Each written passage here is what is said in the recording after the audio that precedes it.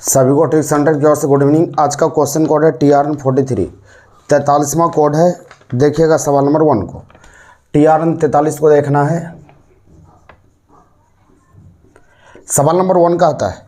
सवाल नंबर 1 यहाँ पर सवाल लिखते हैं, ए का 30% बराबर बी का 20% हो तो ए अनुपात बी बराबर व्हाट। ये सवाल कहता है। सवाल यहाँ पर देखिए, ए का मतलब होना 30%। ये प्रतिशत से प्रतिशत खत्म हो जाएगा, 30 हो गया। ये 0 से 0 भी काट सकते हैं। बी का मतलब गुना 20/100, 20। ये 0 से 0 कट जाएगा। इसको लिखेंगे 3a बराबर 2b। अनुपात का मतलब होता है बटा, सिर्फ बटा कर लीजिए। ए को इधर रहने देते हैं, बी को उधर से लेकर आते हैं, 2 इधर बचा, 3 इधर बचा, तो हम लिख सकते हैं ए अनुपात बी बराबर 2:3। आपका आंसर होगा, ये उत्तर होगा। ए अनुपात बी बराबर 2:3 आपका आंसर बन जाएगा। समझ में आ चुका है। चलिए सवाल नंबर 2 पर आते हैं। सवाल नंबर 2 को देखिएगा। सवाल नंबर 2 पर आइए। यदि राम की आयु का 3/5 सुबोध की आयु का 2/3 बराबर है। सवाल को ध्यान से सुनेंगे तो आपको समझ में अच्छी तरह से आ जाएगा। सिर्फ आप मेहनत करोगे, आप सवाल को सुन के बना सकते हैं। सिर्फ सवाल को देखिए बढ़िया से। सवाल कहता है, यदि राम की आयु का 3/5 भाग। सवाल कहता है, राम को 8 से डिनोट कर लेते हैं या राम लिख देते हैं। का मतलब गुना होता है, या लिख देते हैं राम की आयु का 3/5 भाग। उसके बाद कहता है सुबोध की आयु का मतलब गुना 2/5 भाग। आपस में बराबर है, ये बराबर कर दिए। तो हम यहाँ लिख सकते हैं राम 2/5। ये 5 तो कैंसिल हो जाएगा। का मतलब गुना हो गया, ये 3 राम हो गया बराबर सुबोध का मतलब गुना 2 हो गया। तो हमको कहता है, तो राम तथा सुबोध के आय का अनुपात क्या होगा। राम तथा सुबोध अनुपात मतलब होता है बटा, उधर से सुबोध को ले आ गए। अब यहाँ पर लिख सकते हैं 2/3। 2/3 हो गया, तो इसका मतलब हो गया 2:3। सिर्फ बटा करना है, आपको आंसर, आपका आंसर तैयार हो जाएगा। बटा कर लिए, आपका आंसर हो गया। समझ में आ चुका है। चलिए सवाल नंबर 3 पर बढ़ते। सवाल नंबर 3 आइएगा। सवाल नंबर 3 कहता है, यदि राम की आय का आधा। सवाल देखिएगा, सवाल कहता है राम की आय का आधा। तो राम की आय का आधा, तो राम लिख दिए। का मतलब गुना होता है आधा, आधा मतलब 1/2। उसका कहता है श्याम की आय का 1/3। तो श्याम की आय का मतलब गुना 1/3, 1/3। फिर कहता है महेश की आय का 1/4। महेश की आय का 1/4 का मतलब गुना 1/4। आपस में बराबर है, बराबर कर दिए। तो हमको कहता है, तो राम, श्याम तथा महेश की आय का अनुपात क्या होगा। यानी राम, श्याम तथा महेश की आय का अनुपात क्या होगा। तो यहाँ पर देखिए, इसको लिख सकते हैं राम/2 बराबर श्याम/3, क्योंकि 3 से गुना हो जाएगा, बराबर महेश/4। आपको पता होना चाहिए, इस तरह का समीकरण जब होता है तो अनुपात में कन्वर्ट करते हैं राम और श्याम और महेश के। तो सिर्फ यहाँ पर आपको लिखना पड़ता है नीचे में जो लिखा रहता है उसी को लिख दीजिए, वही अनुपात आपका हो जाता है। तो राम, श्याम और महेश की आय का अनुपात आपका हो जाएगा 2, 3, 4। आपका आंसर हो जाएगा, यही उत्तर हो जाएगा, और कुछ करना नहीं है।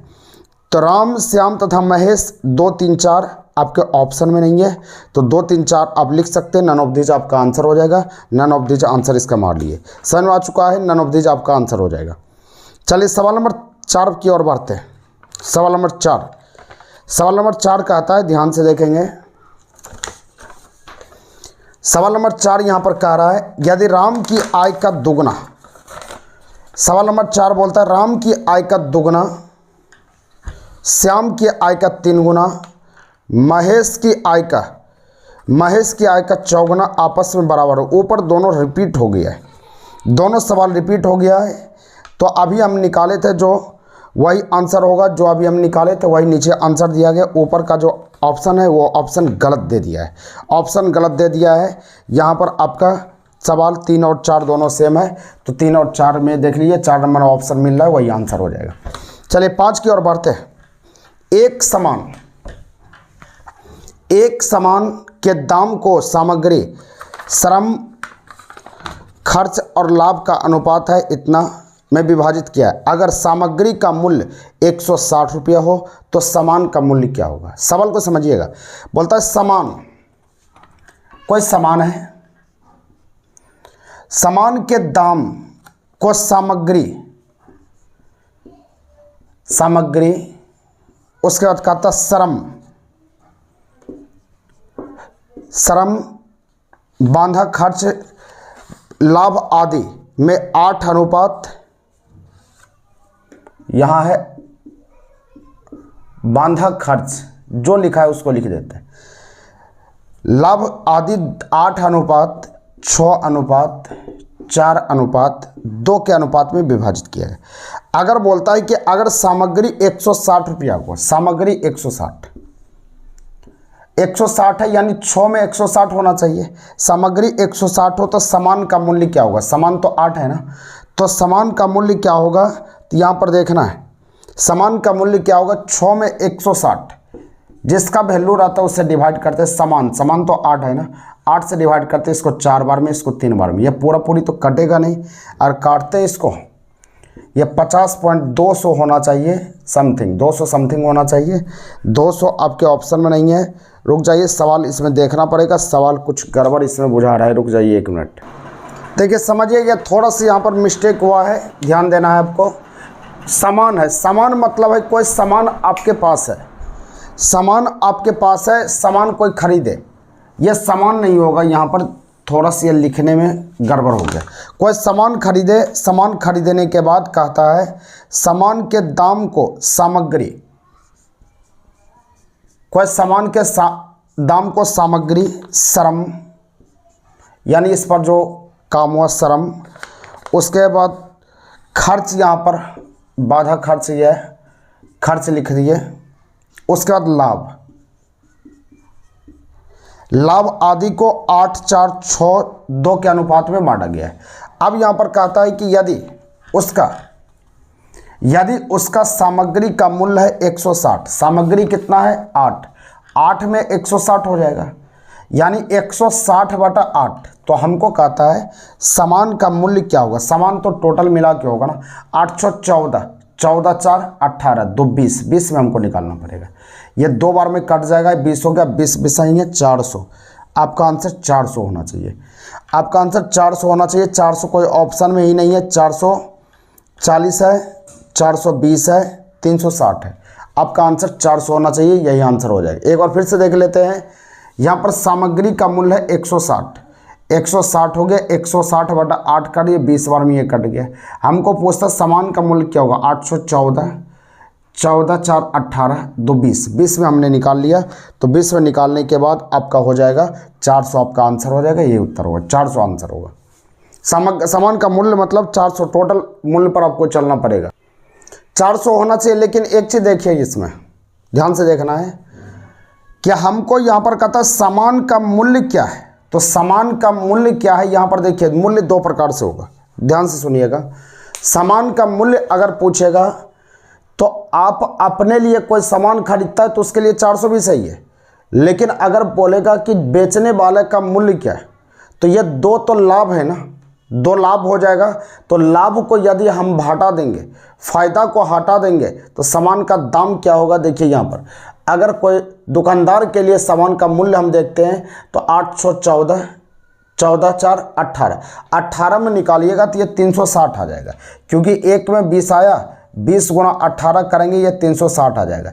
यहाँ पर क्लियर नहीं किया गया है कि मूल्य क्या होना चाहिए। अगर ग्राहक के लिए मूल्य होगा 400 और यहाँ पर दुकानदार के लिए मूल्य होगा 360, ये पता नहीं चल रहा है। लेकिन ऑप्शन में तो 400 नहीं है, तो आपका आंसर 360 आप लगा सकते हैं, 360 आंसर होगा, 360 चल सकता है।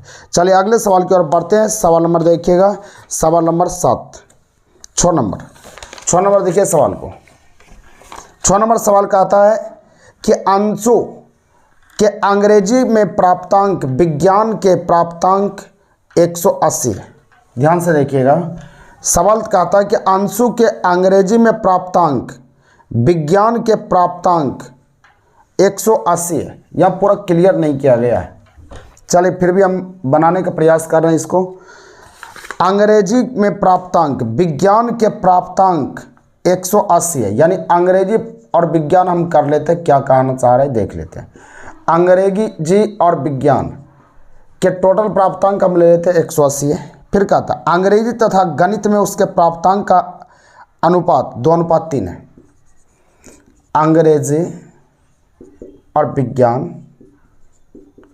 अंग्रेजी गणित है ना, हाँ अंग्रेजी गणित के 2:3 है। अंग्रेजी और गणित के 2:3 है, क्या गणित कर लेते हैं।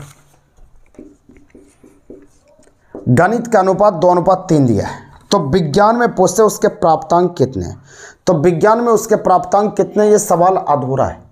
यहाँ पर आप देखिए विज्ञान में पूछा जा रहा है कितना है, अंग्रेजी और गणित का अनुपात दिया है। तो अंग्रेजी और गणित का अनुपात दिया है, तो अंग्रेजी और विज्ञान यहाँ पर कैसे निकालिएगा, ये सवाल अधूरा है, सवाल ये गलत है। अगर सवाल देता है तो इसका आंसर नन ऑफ दीज हो जाना चाहिए या आंकड़े अधूरा है, लिख लीजिएगा आंकड़े अधूरा इसका आंसर हो जाएगा। ये सवाल गड़बड़ है, सवाल गड़बड़ है। अगले सवाल की ओर बढ़िएगा, सवाल नंबर 7 पर आइए। सवाल नंबर 7 की ओर बढ़ते हैं। सवाल नंबर 7 देखिएगा, 7 नंबर का आता है, 7 नंबर का आता है राम तथा श्याम के पास 7:17 के अनुपात में और श्याम और मोहन के पास 7:17 के अनुपात में धन है। ध्यान देना है, दोनों 7:17 7:17 दिया गया है। यहाँ पर ध्यान देना है, राम और श्याम, राम और श्याम के पास है 7:17। ऐसा नहीं होगा, अगर दिया है तो फिर वो गड़बड़ होगा। यहाँ पर दिया है श्याम और मोहन, चलिए है तो मान लेते हैं श्याम और मोहन के पास 7:17 है, कोई बात नहीं। तो राम के पास 490 रुपया हो तो मोहन के पास कितना रुपया, अगर है तो करना कुछ नहीं है, इसके वैल्यू को बराबर करना है। क्या 7 से गुना यहाँ करना पड़ेगा, अब इसमें 17 से गुना करना पड़ेगा, तब तो दोनों बराबर होगा। तो हम लिखते हैं, अगर ऐसा है तो सवाल बना सकते हैं, कोई दिक्कत नहीं, दोनों अनुपात बराबर है तो कोई दिक्कत नहीं है। मोहन देखिए ये 49 हो जाएगा, 7 49 के 9 बाकी 4, 7 7 49 है। अब यहाँ पर आप लिख सकते हैं, ये तो लिख दिए। अब यहाँ 17 गुना 17, 17 गुना 17 करके यहाँ लिख देना है। उसके बाद 490 दिया, 490 आप कर लीजिएगा, आपका आंसर हो जाएगा। तो यहाँ पर आप गुना करके लिख दीजिए, गुना करने के बाद लिखने के बाद जो हो गया यहाँ भैंस का नियम काम करेगा। अब उसके बाद लगा दीजिए।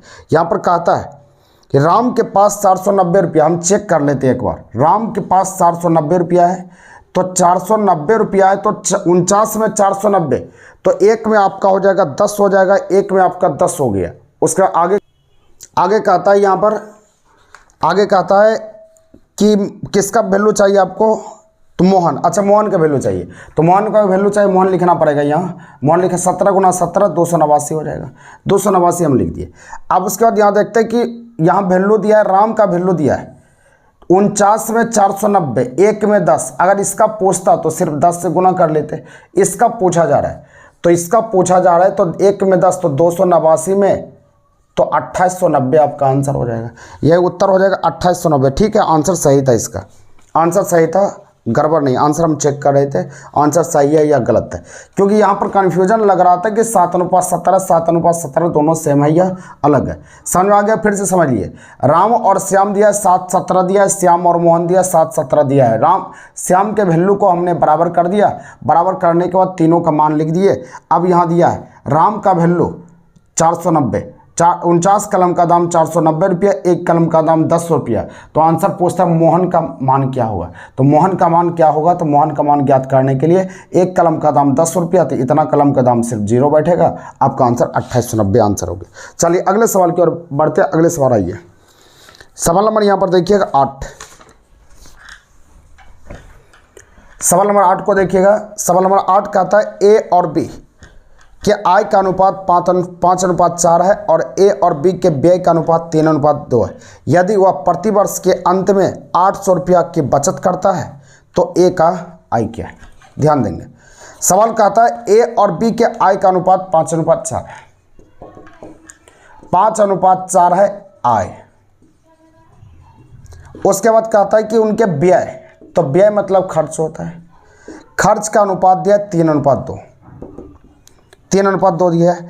यदि वर्ष के अंत में 800 रुपया की बचत करता है, तो यहाँ देखिए कितने का वैल्यू, कितने ये कम है, 5 से 2 कम है, यहाँ 2 कम है, दोनों का अंतर सेम है तो कोई बात नहीं, सेम जितना रहे उतने में अंतर लगा देते, यानी 2 कलम का दाम यहाँ बचाता कितना है, 2 कलम का दाम 800 रुपया, 1 कलम का दाम 400 रुपया। तो आंसर पूछता है ए की आय क्या है, ए की आय कितना, 5 कलम का दाम आप निकालेंगे, 400 गुना 5 बराबर कितना, 200। बस यही आंसर हो जाएगा। इस तरह से 2000 हो जाएगा, 2000 आपका आंसर हो जाएगा, 2000 उत्तर हो जाएगा। फिर से सुन लीजिए, सवाल ए और बी के आय का अनुपात 5:4 है, उनके खर्च का अनुपात 3:2 है। तो हमको कहता है कि इनका बचत 800 रुपया है, तो बचत 800 रुपया, कमाता है 5 रुपया, खर्च करता है 3 रुपया, तो बचाता है 800 रुपया। तो यहाँ बचाता कितना है, 2 कलम का दाम 800, 1 कलम का दाम 400। तो हमको पूछता उनकी आय क्या है, 5 कलम का दाम 200, आपका आंसर हो गया। चलिए अगले सवाल की ओर बढ़ते, सवाल नंबर 9 पर आइए। सवाल नंबर 9 कहता है कि 2 संख्या 3:5 के अनुपात में यदि प्रत्येक में 9 की वृद्धि किया जाए तो प्रत्येक में से 9 घटाया जाए तो 12:23 के अनुपात में है, तो पहली संख्या क्या है, 12 और 23। चलिए कोई बात नहीं, सवाल को हम लिखते हैं। 2 संख्या ए और बी है, 3:5 के अनुपात में, प्रत्येक में 9 घटाते तो 12:23 हो गए।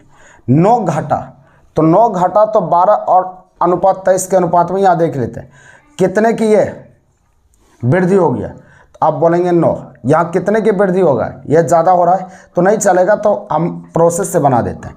प्रत्येक में 9 घटाना है, तो 9 घटाना है तो 9 घटा लीजिए, 9 घटाने के बाद 12 और ये 23 हो गया। क्या कोई दिक्कत है ये? अब कोना कोनी गुना कर लेते हैं, गुना करने के बाद हल करते क्या आता है, ये 23 दिया 9, 69x माइनस 23 गुना 9, 9 तिया 27 के 7 बाकी 2, 9 दूना 18 2 20, 207।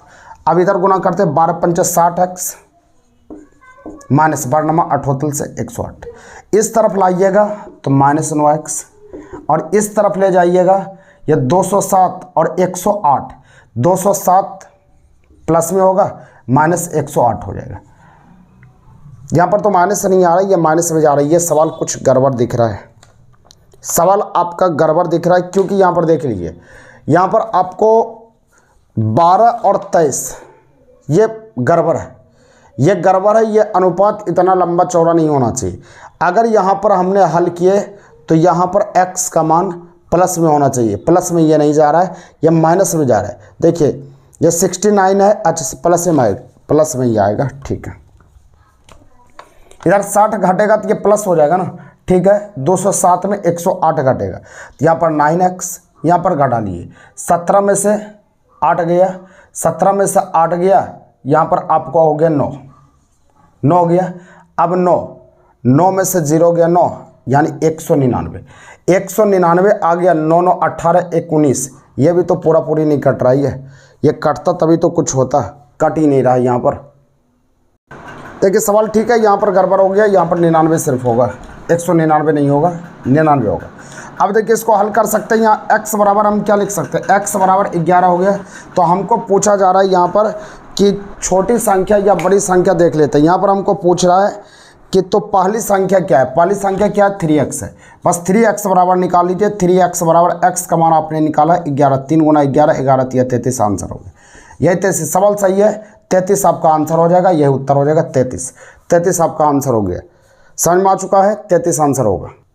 देखिए इसी सवाल को अगर शॉर्टकट में बनाना चाहे तो कैसे बनाएंगे आप, ध्यान से देखिएगा। सवाल का आता है 2 संख्या ए और बी है, 3:5 के अनुपात में है, और प्रत्येक में 9 की वृद्धि किया जाए, यानी 9 बढ़ा इसमें, 9 बढ़ा इसमें, तो ये 12:23 हो गया। देखिएगा शॉर्टकट बनाने का तरीका, यहाँ अंतर कितने का, अंतर यहाँ 9 का, अंतर यहाँ पर बहुत ज़्यादा, दोनों का अंतर सेम नहीं, दोनों का अंतर सेम कर दीजिएगा, बस आंसर आपका तैयार हो जाएगा। सेम करने का तरीका क्या होता है, देखिए यहाँ कितने का अंतर है, 2, यहाँ कितने का अंतर है, 12 8 11 का अंतर हो जाएगा। तो ये 2 का अंतर है या 11 का अंतर है, इसका जितने अंतर है इसमें गुना करिए, इसका जितने अंतर है इसमें गुना करिए। तो 11 से इसमें हम गुना कर लेते हैं और 2 से इसमें गुना कर लेते हैं, तो नया चीज़ क्या बनता है, देखिए नया चीज़ आपका बन गया a अनुपात b। a अनुपात b बराबर यहाँ 11 से गुना करेंगे 33 होगा, ये 55 होगा। अब यहाँ पर गुना करेंगे 2 से, 12 दूना 24 होगा, और ये 46 होगा। अब देखिए अंतर ऑटोमेटिक सेम हो गया, या 33 है या 24 है, 6 3 9, 9 का अंतर है, यहाँ पर भी 9 का अंतर है, यानी 9 का अंतर दोनों सेम हो गया, तो 9 का अंतर आया 9 में, यहाँ 9 वृद्धि हुआ तब ना 9 का अंतर आ गया। 9 कलम का दाम 9 रुपया, तो 1 कलम का दाम 1 रुपया। तो आंसर हमको पूछा जा रहा है, तो पहली संख्या क्या है, पहली संख्या 33 है ना, तो 33 कलम का दाम निकालिए, 33 रुपया आंसर हो जाएगा, यही उत्तर होगा, आंसर होगा 33। ऐसे भी निकाल सकते हैं, उससे भी 33 निकाले, इससे भी 33 आपका आंसर हो जाएगा, बशर्ते इसके वैल्यू के मान को बराबर कर देंगे तो। चलिए सवाल नंबर आगे बढ़ेंगे, सवाल नंबर 10 पर आइए।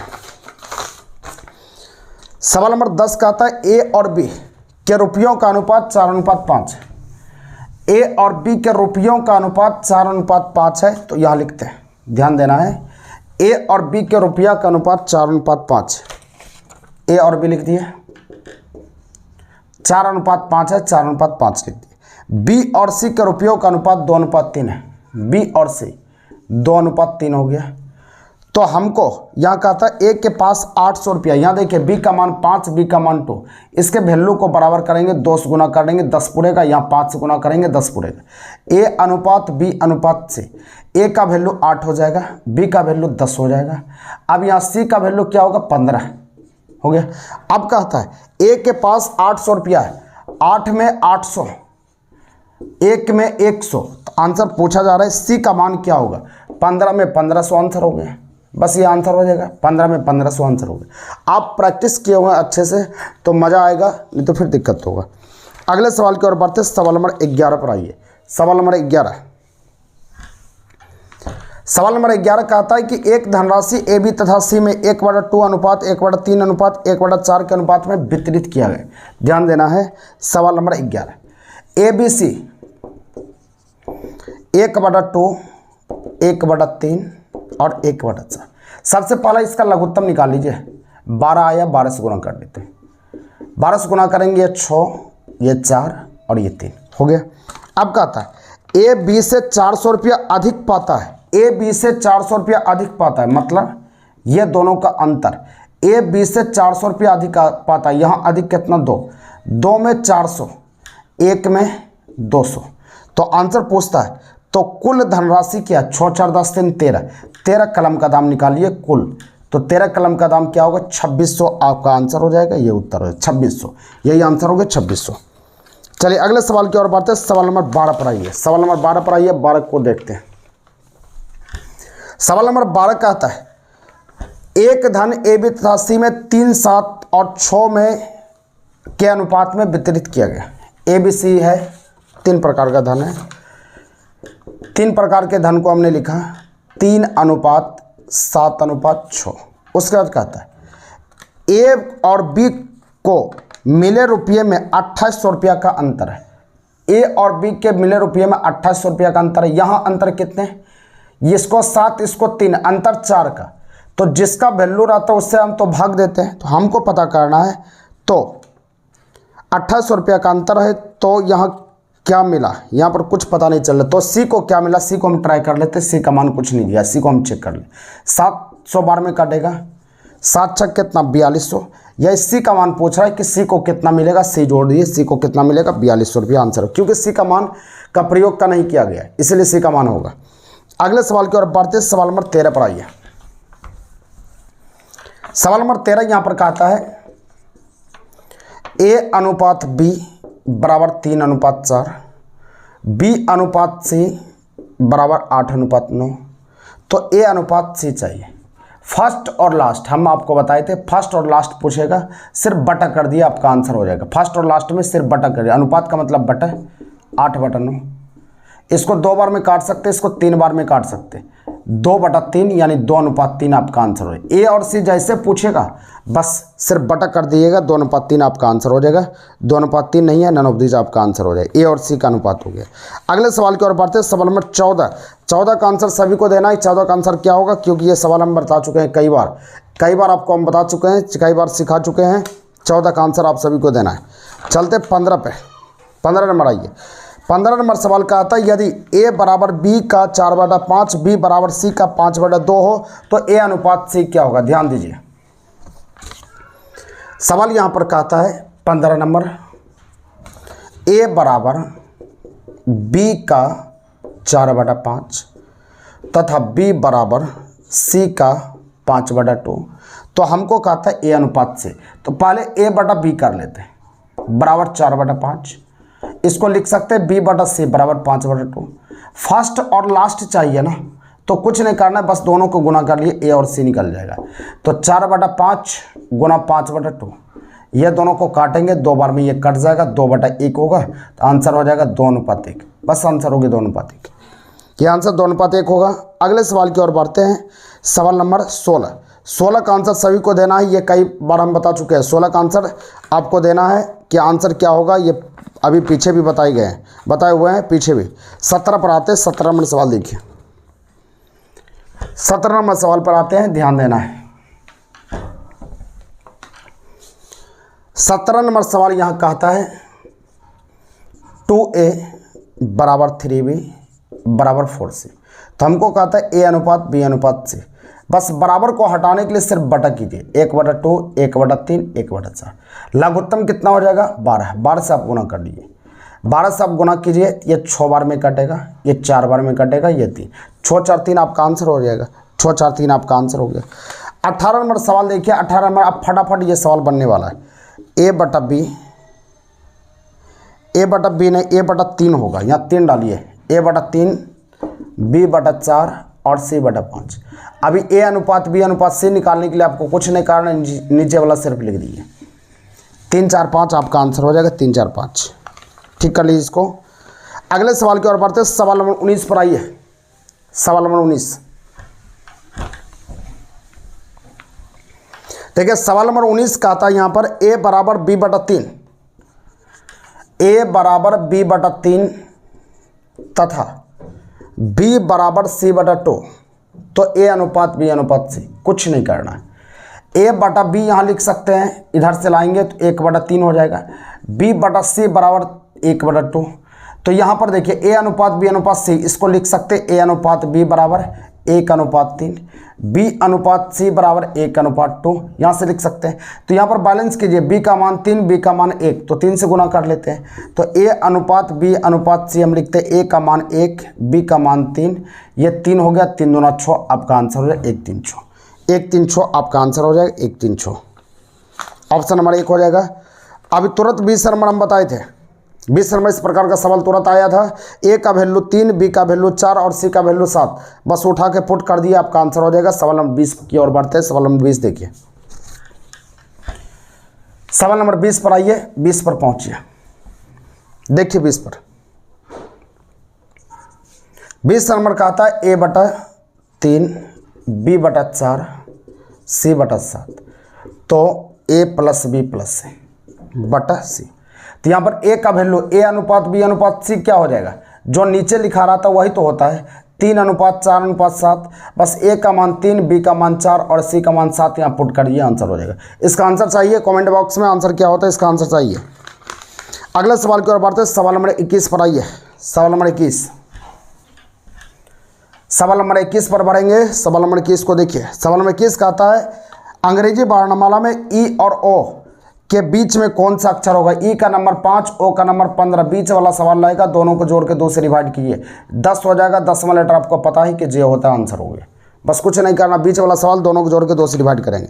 यदि अंग्रेजी वर्णमाला को विपरीत क्रम में लिखा जाए, सवाल कहता है अंग्रेजी वर्णमाला को विपरीत क्रम में लिखिए। विपरीत क्रम मतलब उल्टा क्रम में लिखना है, इस तरफ से ABCD लिखना है। विपरीत क्रम, यहाँ Z Y X हो जाएगा, लिख दिए। तो बाएं छोर से 18वां, बाईं छोर से 18वां के बाईं और 10वां अक्षर कौन होगा। आपको बताए थे कि दोनों बायां बायां मिलेगा तो ये घटेगा, 18 में 10 ये 8, तो बायां छोर से 18वां होना चाहिए।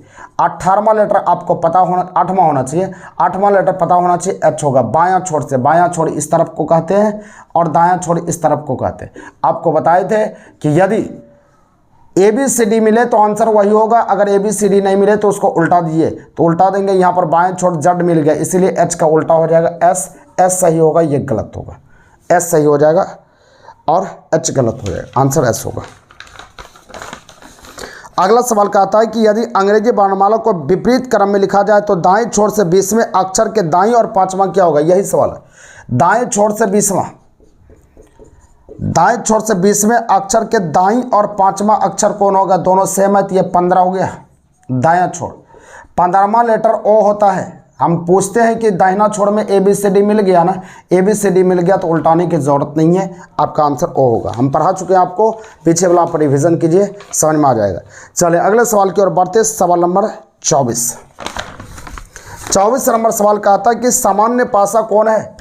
सामान्य पासा कौन है, तो सामान्य पासा वही है जिसके दो फलक का योग 7 होगा, वही सामान्य पासा कहलाएगा। लिखते हैं, सामान्य पासा वही होगा जिनके दो फलक का योग 7 होगा। देखिए 4 3 2 6 4 1 5 4 1। देखिए 4 3 7 दो फलक का योग हो गया। 7 पूरे जाए तो वही सामान्य पासा कहलाता है।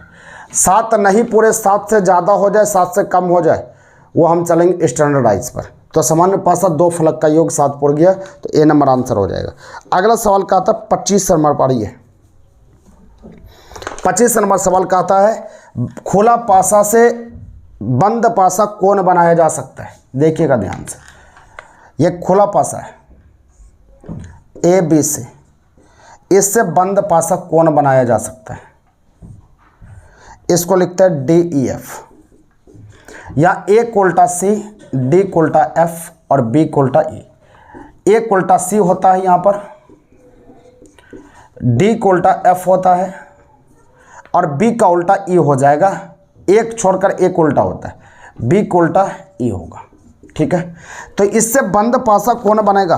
पहला ऑप्शन यहाँ पर है, पहला ऑप्शन है ACB, दूसरा ऑप्शन यहाँ पर है DFE, तीसरा ऑप्शन है आपका ABE, चौथा ऑप्शन आपका यहाँ पर है DFE।